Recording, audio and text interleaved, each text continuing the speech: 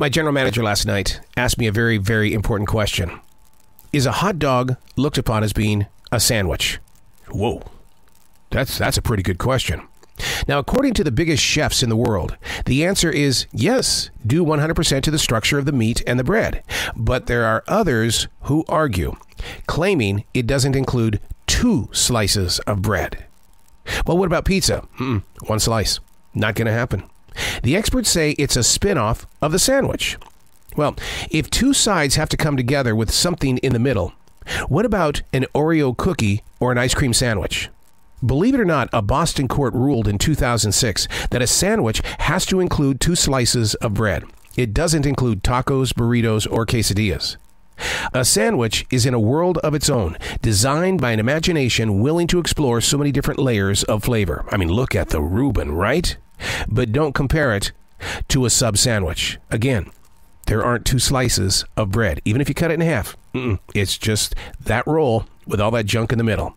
Just because there's bread and meat doesn't mean it qualifies as an old-fashioned mom-made sandwich. Hey, it's Arrow. This is The Daily Mess, a chronological walk through an everyday world. I am a daily writer. I'm a silent wolf. I sit on the sidelines and I watch. I listen. I study. I walk with and I walk through. Then we create a conversation. This is The Daily Mess. How often does the average person think about where we are in history? A former president is on trial. 3 huge wars showing absolutely no sign of peace. Inflation haunts the daily grind, and people with government EBT cards are eating better than those who can pay their bills. My family in Montana, the 1960s and 70s, we grew up in a very extremely small home in Montana, eating government cheese, getting things from the Salvation Army, and mixing powder together to create, they said it was milk. It didn't taste like it, but they said it was milk. We didn't have a magic card to purchase steaks, crab legs, and unexplainable amounts of chips and salsa. Why are we working so hard today if having dinner can just be handed to us? With so much research and data available, is anyone looking into what people are buying with those magic cards? I mean, going to McDonald's used to be affordable. It was like a fine dining experience when I was a kid in Montana. Do they take EBT cards? Because of my childhood, I can't see myself doing this, to apply for it or to lie to get one. See, I was that kid that wore the shoes with holes at the tip. That was my image as a kid. Waffle stompers that we picked up at some little place where they were just giving out clothes. Today, I work 5 different jobs. Why? Because I don't want to go back.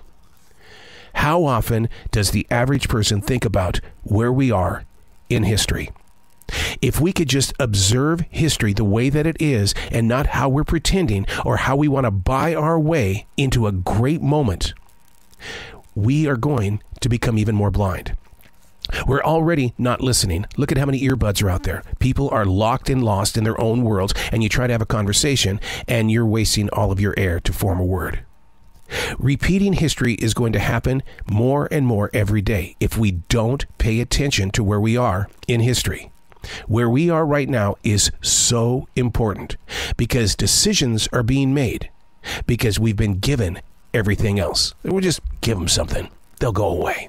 And then we'll make the decision. Pay attention. It's changing, and you don't want to be left behind.